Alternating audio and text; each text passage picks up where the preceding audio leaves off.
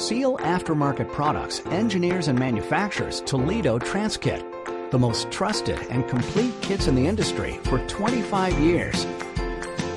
Toledo Transkit gives you more critical components, more OE components, like premium seals and gaskets, more design enhancements, patented components, and all the little extras you won't find elsewhere. With kits for over 250 different domestic and import applications, distributed globally. If you want the best sealing transmission kit in the industry, ask for Toledo Transkit by name.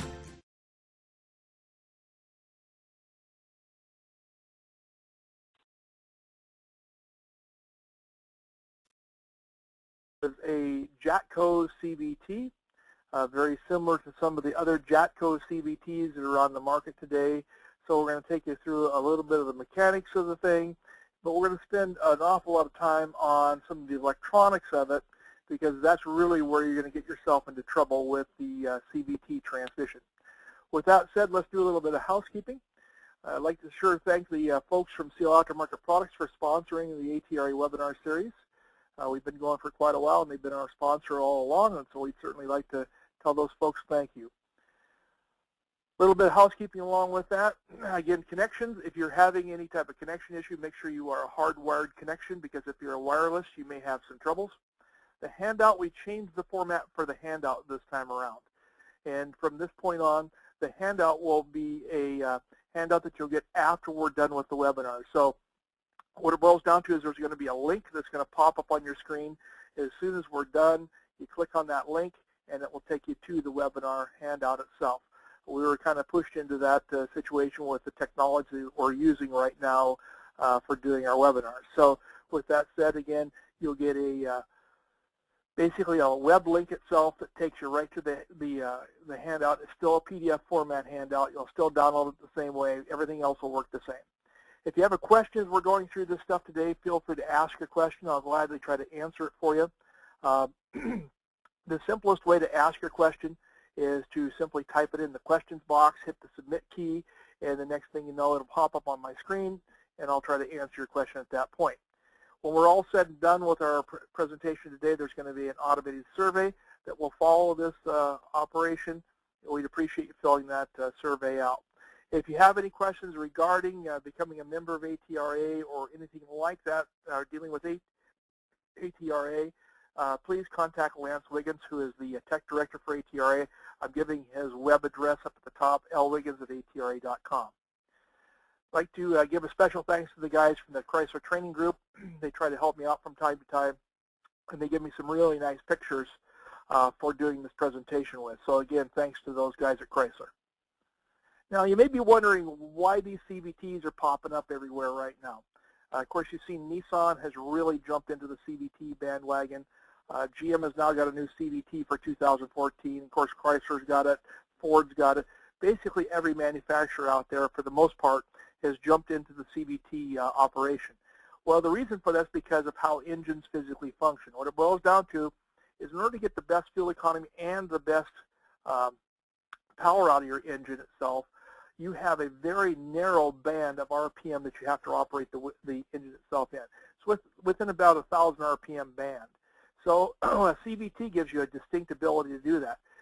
When you step on the gas in a CVT, just like you would on a snowmobile or you would on a four-wheeler, the acceleration that you feel is the pulley ratio physically changing. So the engine goes up to a certain RPM, and it physically stays at that RPM, and the pulleys simply vary the ratio so that they can give you more road speed. So that's the whole idea behind this thing, is to try to improve your fuel economy of the vehicle itself. Now, this is a Chrysler engineering chart that you're going to look at right now. That chart, as you can see, has got a 62 TE on the chart. That's a 6-speed transmission. And, of course, you've got the CVT that's there in blue. One of the things that you guys have seen within our industry is more and more applications are going to more and more speeds. Well, the reason for that is to try to keep the engine closer to its power band. So, as you can see, there are some pretty major RPM variations with this 62 TE that you're physically looking at in this picture. Well, if you look at the blue line, that's the CVT. it comes up to a certain RPM, and we, of course, then maintain at that RPM, and the road speed continues to increase even though we're holding the throttle steady at that point. Fuel economy savings is about 17% as compared to a step-shifted transmission. So that's the reason everybody's jumping on the bandwagon and trying to go this direction. This is a look at this Chrysler CVT. There are 3 versions of it, the CVT2, CVT2A, and the CVTL. Those are all 3 versions of the same unit. You have to make sure you know which one you have, because obviously there are going to be some parts differences between the 3. They're all built by Jatco, which is probably the #1 manufacturer of CVTs on the planet. Jatco builds for lots of people. In fact, the brand new 2014 GM is a Jatco built unit. So again, the bottom line is operation of the CVT is going to be the same no matter who builds it, whether it's ZF or Jatco or somebody else. You're going to simply vary your pulley dimensions to vary the speed and the torque that the CVT can deliver. When one pulley increases in diameter, the other pulley will decrease by exactly the same diameter. That assures that we keep the belt nice and tight. Now, this particular CVT is what they call a push belt. It's different than some of the other CVTs. It actually pushes the pulley from one pulley motion to the other pulley. So it's not trying to pull the belt like a snowmobile would do. It's actually pushing the belt along. When you look at external views of this transmission itself, we're going to give you a look at the whole trans and what you actually see for pressure ports and so forth, pass-through connector. The one thing I might bring your attention to is number 7. It says water to oil cooler. That's actually a water to oil heater. Chrysler, as well as everybody else, is getting on the bandwagon of preheating the oil as it goes into the transmission, especially during warm-up cycles. What's been discovered a few years ago was that having the transmission fluid at a certain given temperature reduced the overall torque it takes to drive the unit, especially cold. So the parasitic drag goes down significantly if you can keep the fluid above a certain given temperature. So that's the job of that number 7 right there, is to actually act as a heater. You guys are going to see the exact same thing on the new Dodge trucks. If you climb underneath the new Dodge truck on the left-hand side, you're going to see some cooling hoses going into that, and those cooling hoses are actually feeding that heater. And then there's some valves and so forth, solenoids that control the flow of coolant for that. So again, not something new here. Toyota's been doing this for a while. Some other manufacturers have been doing it, but you're seeing it on more and more Chryslers. When you look at the back of the unit itself, as you can see the secondary variator and the primary variator. Those are the pulleys. So the variator and the pulley are the same thing. You look at the top of the unit, you can see a pressure tap, you can see your range sensor, and you can see your output speed sensor. So this is like a conventional style automatic transmission where you're going to have a range input, you're going to have some vehicle speed sensors on board, just like you would with other transmissions.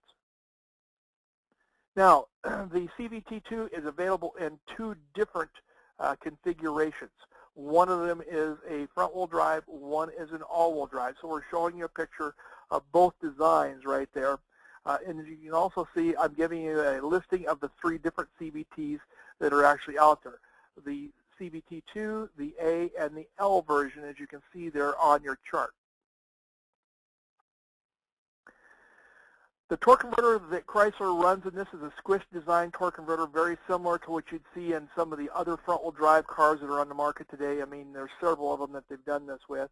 The reason for this, the scrunched down design or squished design, is for packaging. So they can actually get everything in a smaller space. And that's a pretty big issue nowadays because, again, they want to be able to put this transmission in multiple different applications. So bottom line is, very small torque converters, very compact design transmission. As you can see, converter comes in fully locked at about 12 miles an hour, and then they simply vary the pulley size to vary the torque that you need to drive this vehicle. So they don't need torque coming from the converter once the car gets in motion, so they bring the converter in itself and lock it solid. Now, the pump drive, as you can see, is right here off the top of the converter. That's what my big blue arrow is showing you. The pump that they're using in here is a off-axis chain-driven pump, very similar to what you'd see in the new front drive GMs, 6 speeds. Same thing that you'd see, obviously, in the 8-speed Chrysler truck transmissions as an example, or some of the passenger cars, ZF design stuff. So bottom line is nothing different here. They do that again for compactness to try to make the transmission smaller lengthwise. The basic operation of the CVT is going to be the same no matter whose CVT it is.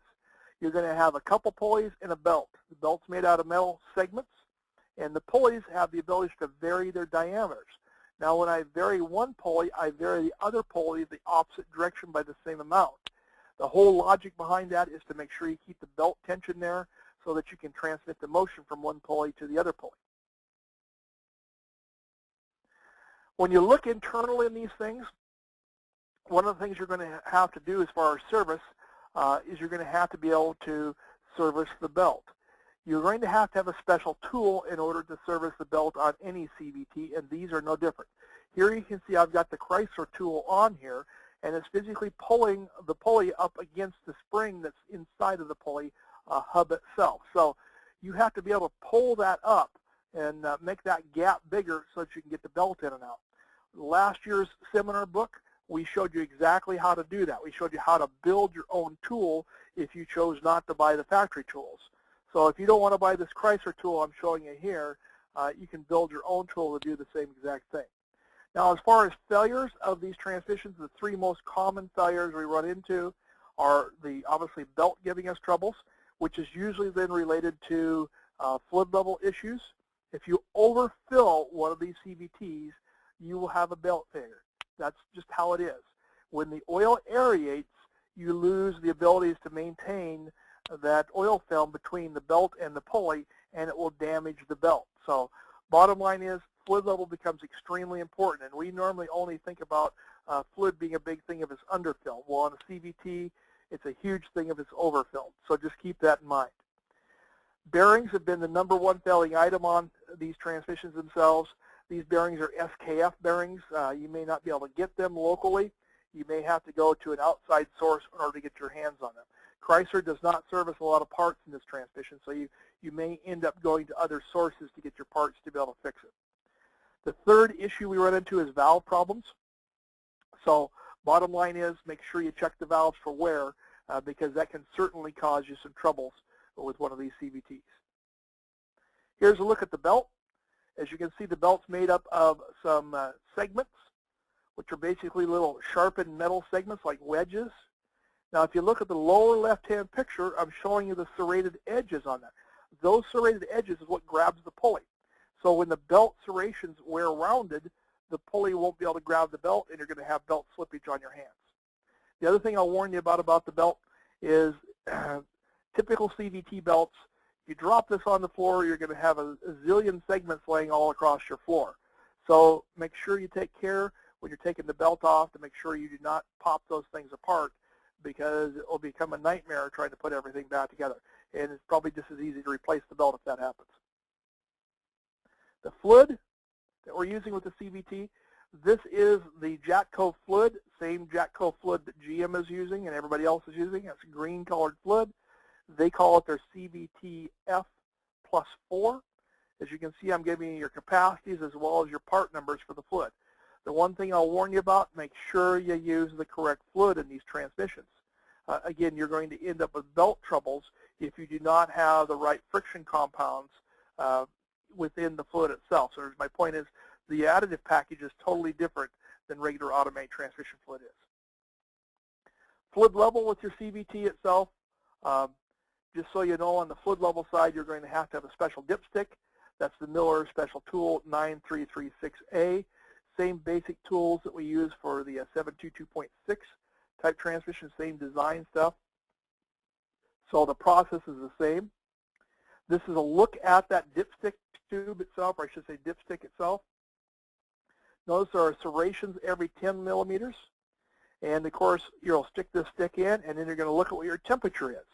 Now, I've given you a chart in your handout that when you get your handout open, you'll see that the fluid temperature chart on the bottom shows you that that fluid is going to vary on that stick based on your temperature.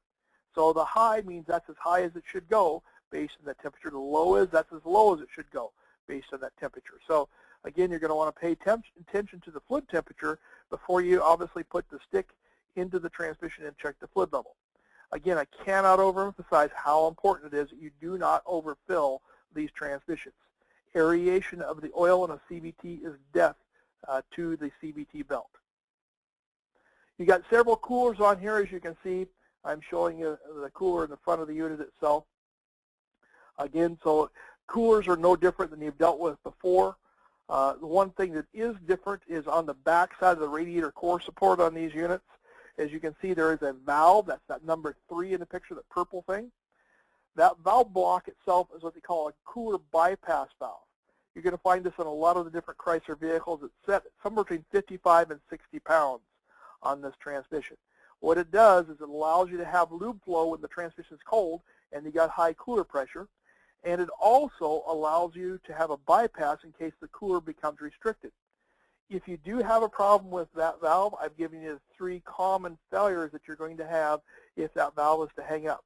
Overheat, lack of lube, or temperature sensor codes, or a combination of those things if that valve is to hang, obviously not working correctly. Now when it comes to servicing the fluid itself, as you can see here, we're going to give you a pan gasket number, oil strainer number. Again, make sure you're using the right kind of fluid and make sure that you have the fluid level correct. The pan, the bottom pan, does have a couple dowels in it. Make sure you line those dowels up as you're trying to pop the pan on. Now, most CVTs do not have pressure taps on them. The majority of them do not. And the reason they don't is because they don't want somebody to obviously put the wrong gauge or hose on this thing and end up with an accident. Chrysler does have pressure gauges on this Jatco unit. So you've got some pressure taps. You can take a look at them. There's actually a whole bunch of them. They do want you to use a high pressure gauge. That gauge, as you can see, is a 2,000 pound gauge. And that also means the hose has got to be capable of the same kind of capacity. Again, using a regular old 300 pound pressure gauge, you'll get a real rude awakening when you obviously hook this thing up to your variator pressures. It won't be a good day for you. When you look at the pump itself, the pump on this particular transmission is a vane style oil pump, just like you'd have in the new rear drive 8-speed Dodge trucks. Nothing different here. It's an off-axis pump, just like those Dodge truck 8-speeds have, just like a 6070 has, like the new Gen 3 6040, 6041s have. So bottom line is everybody's going to this design because of packaging. This is a high-pressure pump, and of course it's chain driven by this little bicycle chain. I always get guys asking me questions in the seminars when we're going through this type of pump design. Well, how do you check the chain? Well, there is no check. There's no specifications for chain wear. When you check one of these chains, you check it exactly like you check a motorcycle chain. You pull the chain off and you check for movement within the links themselves. If you view that as excessive movement, then of course you put a chain on it. Here's a look at the pressure testing specs that we're going to have. As far as the ports are concerned, and I'm also going to give you a chart that actually has the specifications on it. Number 1 and number 5 port, as you can see there, those are your primary and secondary variators. So that's the pressure going to the primary and secondary pulleys. Those are the ones that are going to be high pressure. You got 2 clutches, number 2 and number 6, your reverse clutch and your forward clutch. This transmission only has 2 clutches, one to move you backwards, one to move you forward. You got a couple torque converter pressure ports, and of course you have a line pressure torque. So nothing razzle-dazzle when it comes to pressure testing. You will have a chart in your handout showing you what the pressures are supposed to be. So you can physically take a look at the pressures. Again, make sure you got the right gauge hooked to the vehicle. Now the planetary that we use is a very, very simple planetary. It's only there to allow this transmission to back up. We all know that you hold a planetary stationary to get your reverse out of a transmission. Well, this is no different. Your reverse clutch wraps around that number 1 planetary carrier right there, locks it to the transmission case, and the sun gear, of course, drives those pinions, which in turn spins number 3, which is your ring gear, backwards. So bottom line is, it works just like any other transmission. You turn the clutch on, you drive the sun gear, spin the pinions backwards, or spins the ring gear backwards. One thing I will bring your attention to, I put a note in here on the slide, as you can see, pulley ratio is locked in reverse. Now that's intentional on this transmission, and many of these CVTs are like this. In fact, almost all of them are. When you in turn choose reverse, they do not want a vehicle overspeed condition. They don't want a situation where you're going 60 miles an hour backwards. So they lock the ratios on the pulleys so that you can't back the car up too fast and get yourself in an accident. So again, that's done in reverse. It's not done in the forward gear. The two clutches we talked about, one is the forward clutch. Again, that's driving my sun gear.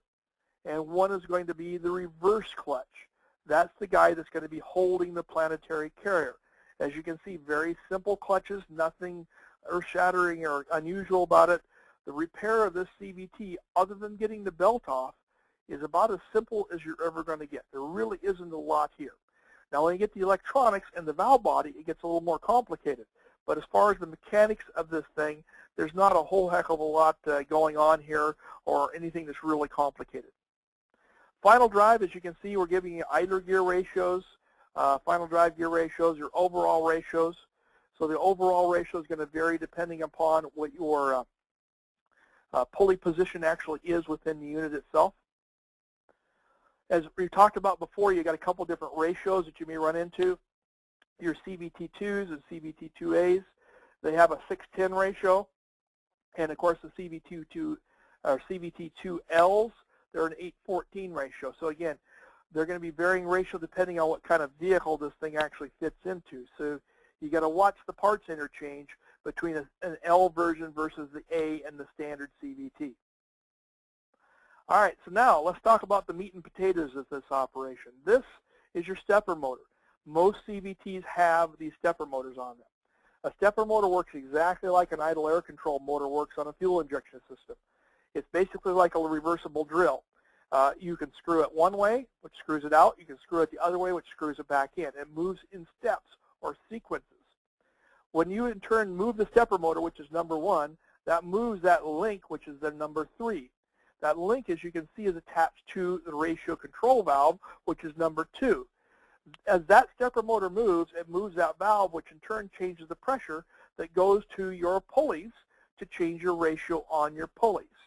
So the bottom line is the variator position, in other words, how big the pulley actually is going to vary depending upon where you actually put that valve, which is determined by the stepper motor. This is a look at the hydraulics of the thing. I think you'll see it's fairly simple. The red circle that I put up there on the top shows you the stepper motor and shows you the ratio control valve. And so the ratio control valve is controlled by the stepper motor.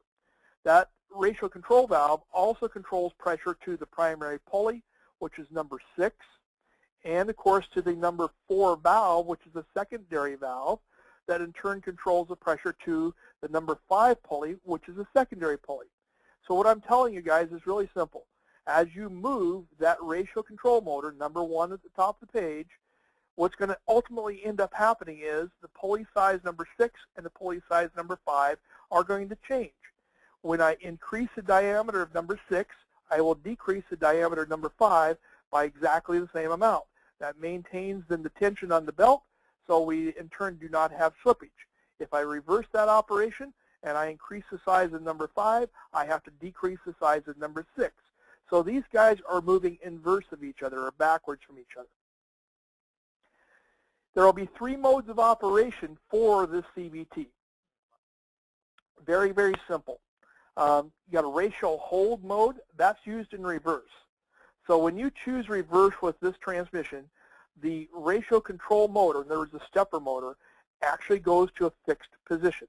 That fixes that number 2 valve in a specific position, which in turn then controls the pressure to number 4 and number 5 pulley and locks them in a fixed position. Again, the big issue in reverse is we do not want to have a situation where the guy can drive this car too fast in reverse and end up in an accident. So the ratios, as you can see, is a torque multiplication ratio, because the pulley diameter of number 4 is effectively smaller and the pulley diameter of number 5 is effectively larger, as we're showing you in the picture. So you're going to get a lot of torque, but not a lot of speed. If we want to drive the car forward and we want to accelerate from low speed to high speed, this is how it does it. The number 1 up there at the top, which is your solenoid, that's your ratio control stepper motor itself. That stepper motor, as it moves, we're moving it to the right in this picture. That's the yellow arrows that you see there. As we move it to the right, that also pulls on that link, number 2, which controls your ratio control valve, number 2. That controls the pressure on that number 4 pulley. At the same time, you got that red oil pressure coming down to the number 3 secondary control valve. And as you can see, there's some blue oil pressure, that blue color, on the bottom of that control valve. Well, that oil pressure is controlled by a pulse width modulated solenoid. So that solenoid then controls the pressure going into that passage in number 5 pulley to control the dimension of the number 5 pulley. So what's going to end up happening is I make the number 5 pulley smaller, I'll make the number 4 pulley effectively larger in diameter. So we're going to basically be able to work this thing and move the ratio from the low speed to high speed. If we want to reverse that, we simply reverse the 2 pulley positions. So here's showing us moving the pulleys the opposite direction now. We're starting out again with the number 4 pulley very large, the number 5 pulley very small.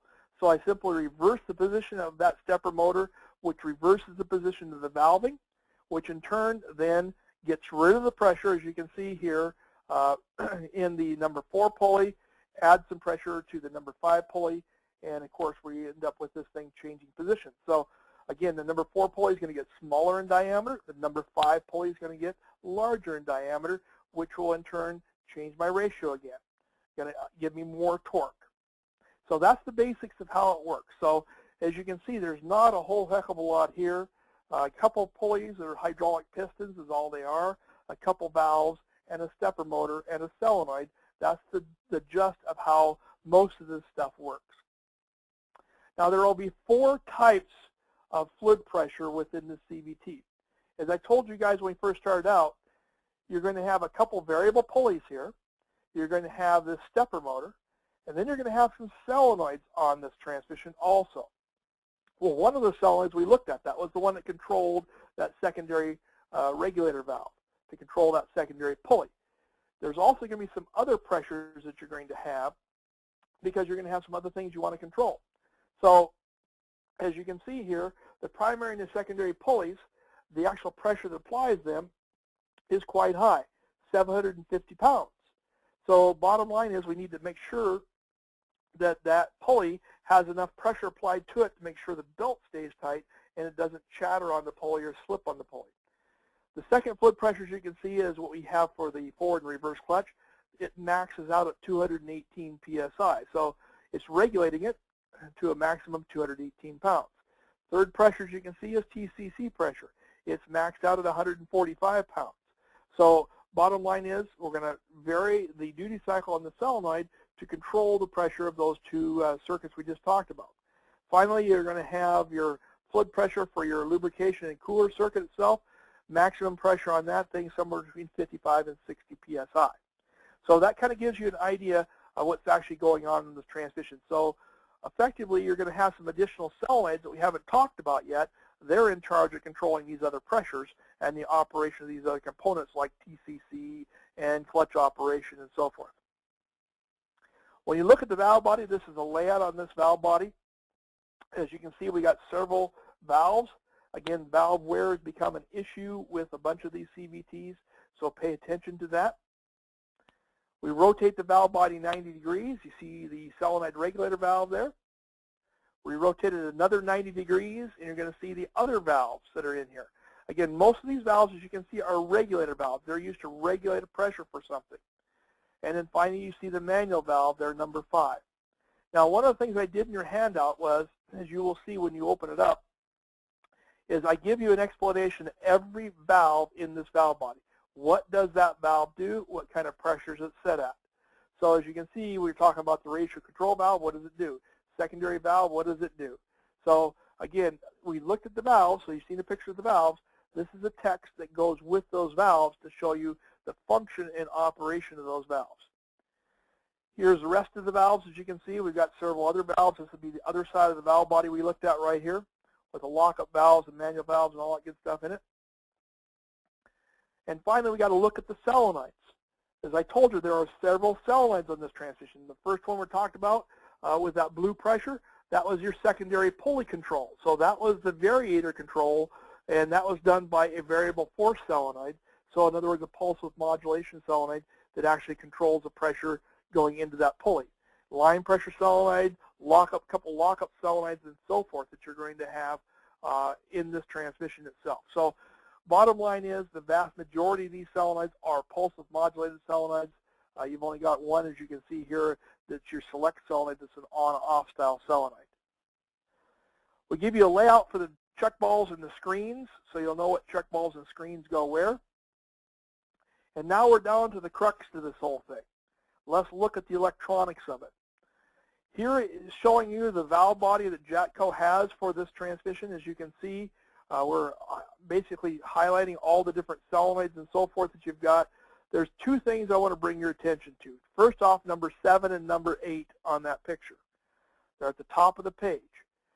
Number 7, that's the stepper motor we talked about. That stepper motor moves in and out to control that link that you see there, number 9, which in turn then controls the position of the ratio control valve, which is number 8. So that's the basics of how we make the pulleys work. We move the stepper motor, that little link pivots and pulls the valve out or pushes the valve in. Now the other thing I want to bring your attention to is extremely important. This is number 10 in this picture. It's called a ROM. That stands for read-only memory. So built into the ROM, and again, this is not the only transmission to do this. A lot of Jatcos have this. Some of the Mazdas have this. Some of the Subarus have this. Here's what they basically do.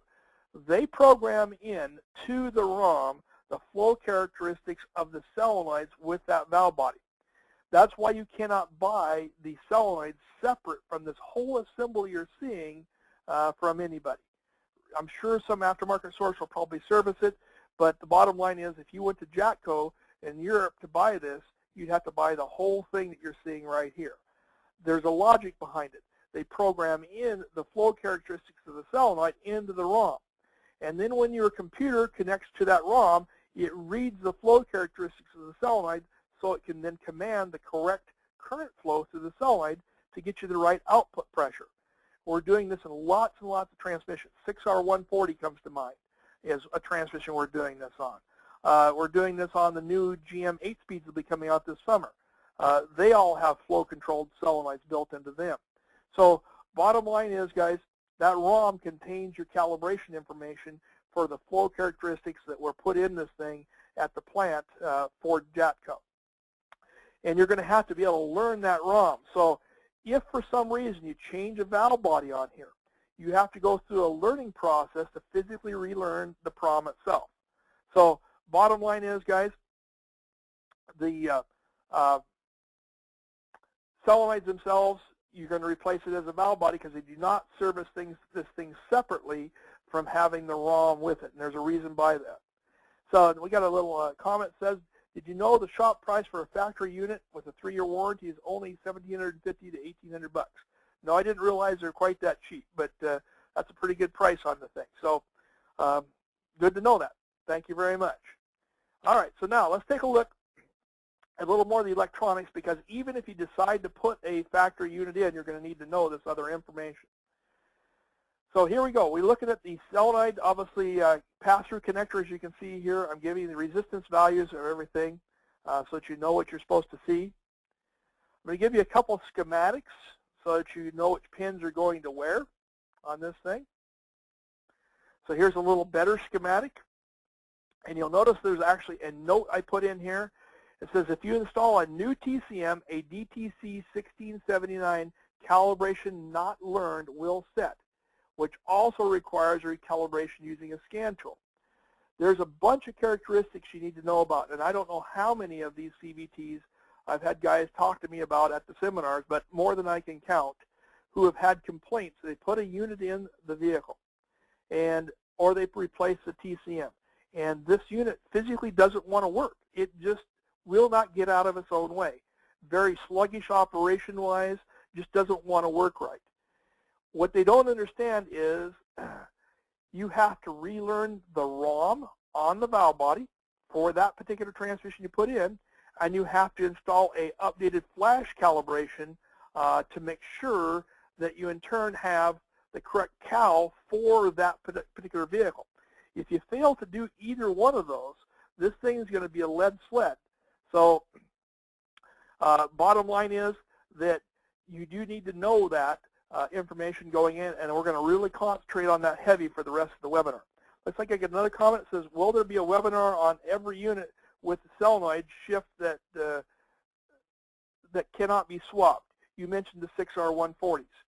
6R140s, you have to know the flow rate of the solenoid. It's stamped on the solenoid. And there's also a process you actually go through to load a valve body cowl if you in fact have changed the valve body out on that 6R140, or you swapped in another transmission into the 6R140 application.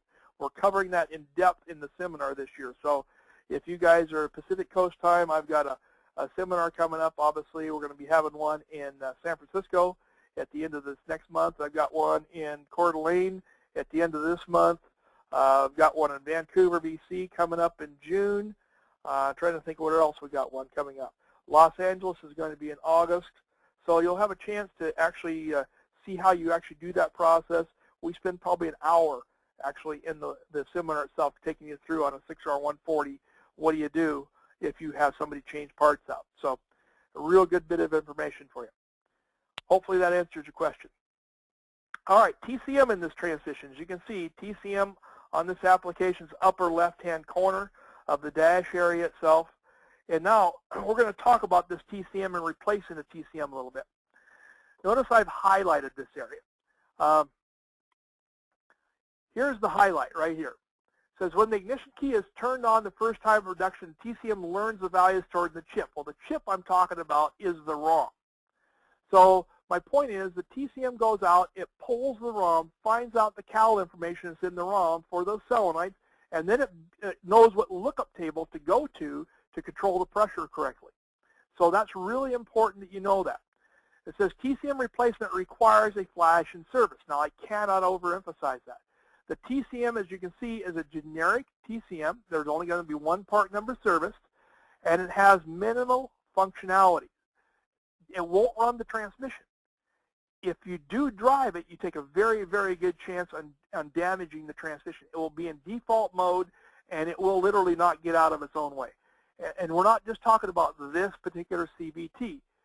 There's tons of these Jatco CVTs out there used in other different manufacturers. I've ran into this numerous times with the Nissan units.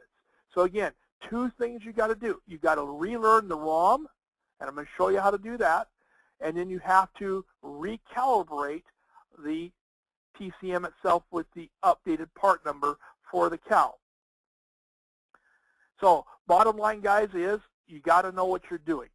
It's a real simple process, but you got to know what you're doing. So I'm going to give you several scenarios here, and these will be right in your handout. So I tried to go through and find out each different scenario and what you'd actually do if you did something to it. So let's say, for example, you decided you're buying a reman CVT from Chrysler or whoever it happened to be, and you're putting a TCM in it at the same time. You got to do two things. You got to learn the ROM in that new CVT because that new TCM doesn't know what it is. You're going to do that by cycling the key on and off in a specific sequence, and then you have to install the calibration. That's called service flash. So you've got to do both of those, or this thing will not work.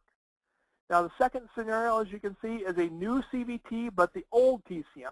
So in this instance, what you've done is you've bought a CVT from somebody, and you in turn put it in the car. And now remember that valve body slash ROM is going to be different than the one you took out. So you have to relearn the ROM. You then also want to go through and check the cowls off of the Chrysler website to see if there are any update calibrations that are available from Chrysler. If there are, you're going to want to install those cowls. Now, third scenario, as you can see, an old CVT and a new TCM. So in this instance here, you've got the old transmission, you repaired it, but you decided, hey, all was bad with it was a bearing, because we said that's the number one failing item is a bearing, and for 40 bucks you can buy a bearing and fix it. So you fix it, but you decide you're going to put a TCM in it.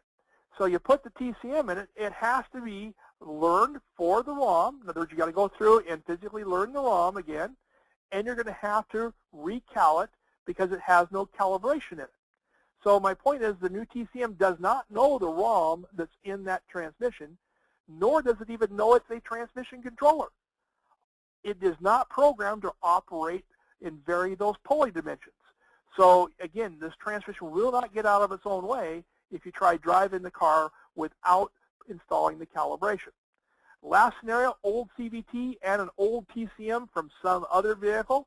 One of these brother-in-law deals, the guy says, hey, I don't have any money, I'm going to go to the salvage yard and get you a TCM and get you a CVT.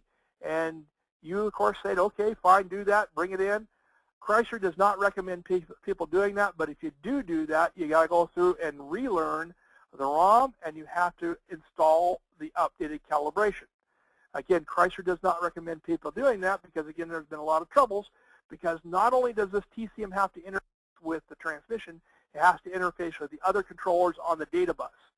So it does VIN code checks and bit checks and all sorts of other stuff. And so their whole point is you can get yourself into a lot of trouble by swapping out a used TCM in a lot of different vehicles. And, you know, I think we talked about that in a couple seminars ago. So bottom line, guys, there's a lot to know when it comes to swapping these parts.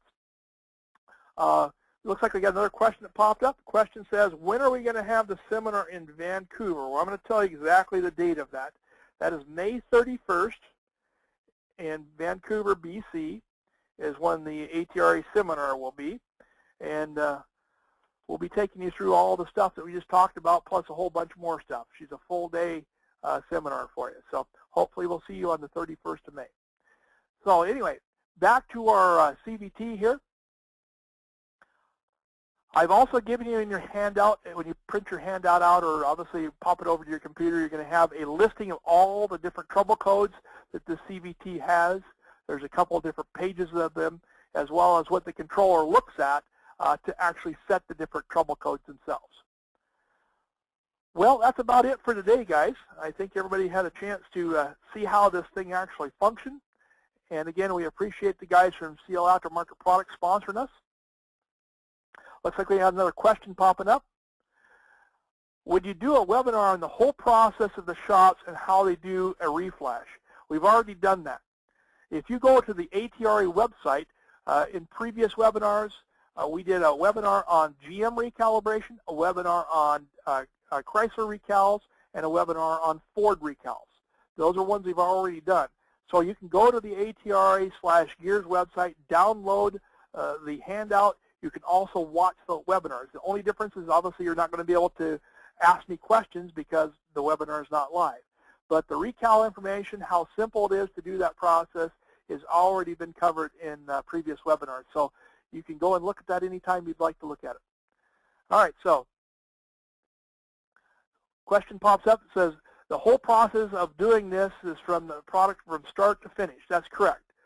The bottom line is we're going to take you through the actual process. This is how you sign up to get the calibration from the website. So in this instance, it would be Chrysler. The tools you would need to do the recal are there. We show you the tools, and we show you actually what you're going to see on the screen as you're downloading the calibration. It's step by step. I mean, it is so simple that it will make your head spin. Bottom line is we take you through everything you're going to need to know about doing the calibration process itself. So yes, the webinar actually is going to give you everything that you're going to ever want to know about doing calibrations, but we're afraid to ask. So questions, any other questions you guys have out there, pop her over to me. I'll try to answer your question right now. The next webinar that you guys are going to have access to is going to be coming up on the 26th of March. We're going to be doing Honda 6-speeds. So the 26th of March, same time, same channel, same everything. You're going to be doing a Honda 6-speed webinar. And so until then, it doesn't look like I have any more questions. We appreciate everybody's attention today. I appreciate the questions popping in. So until next time, guys, have yourself a great week. CL Aftermarket Products engineers and manufactures Toledo Transkit with the rebuilder in mind, including everything you need to get the job done right. Toledo Transkit is the #1 choice of installers because of all the intensive research and development that goes into each component in every kit. Like re-engineered valve body gaskets, preventing EPC damage by eliminating the shredding you get from original equipment, Plus, all of the extra essentials that are included, like spring and screen filters that should be changed at overhaul. Toledo Transkit even includes loose valve body gaskets that fit all 19 bonded separator plates. At Seal Aftermarket Products, we don't just make kits, we make kits better. Ask for Toledo Transkit by name.